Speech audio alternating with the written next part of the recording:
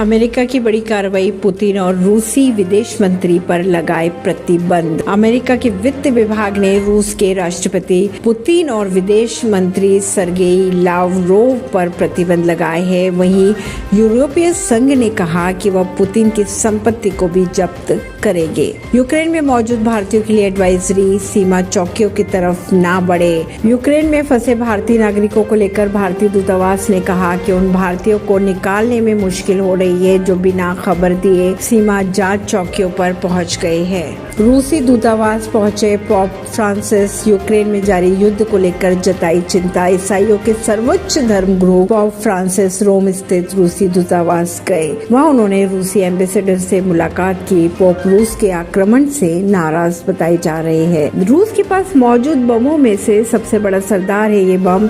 America भी पीछे इतनी तबाही ला सकता है कि लोग सोच भी नहीं सकते। यूक्रेन के जल्द घुटने न टेकने की स्थिति में रूस फादर ऑफ ऑल बॉम्ब का इस्तेमाल कर सकता है।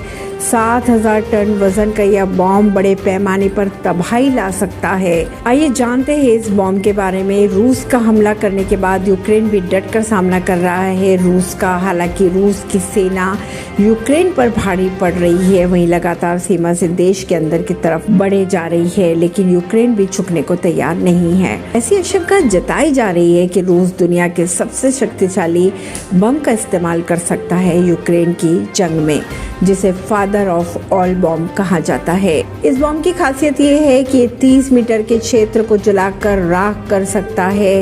रूस के पास दुनिया का सबसे घातक बॉम्ब मौजूद है। हालांकि ये गैर परमाणु बम है, लेकिन दुनिया में काफी शक्तिशाली माना जाता है।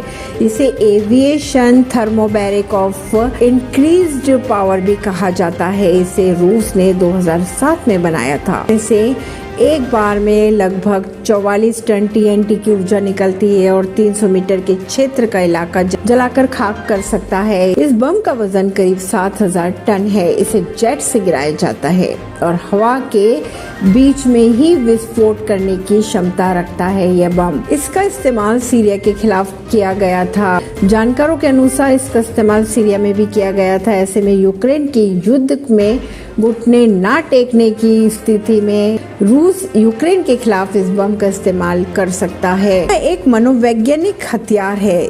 इससे जहां एक तरफ बड़े पैमाने पर लोग हताहत होंगे, वहीं दूसरी तरफ टैंकों को भी नुकसान पहुंच सकता है। ऑक्सीजन की मदद से करता है विस्फोट। फादर ऑफ ऑल बॉम्ब हवा में मौजूद ऑक्सीजन का इस्तेमाल अधिक शक्तिशाली विस्फोट के लिए करता है। इसका प्रभाव एक छोटे परमाणु बम की तरह होता है। जहां यह बम फटता है तो बहुत अधिक तापमान या ऊर्जा निकलती है इस बम में से।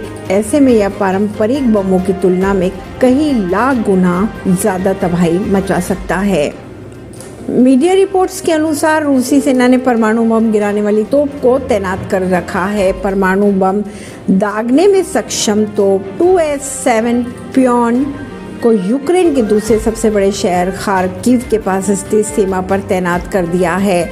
यह तोप लगभग 37 किलोमीटर तक परमाणु बम से भरे गोले दागने की क्षमता रखती है। ऐसे में दावा ये किया जा रहा है कि रूस किसी भी वक्त यूक्रेन में फादर ऑफ ऑल बम का इस्तेमाल कर सकता है।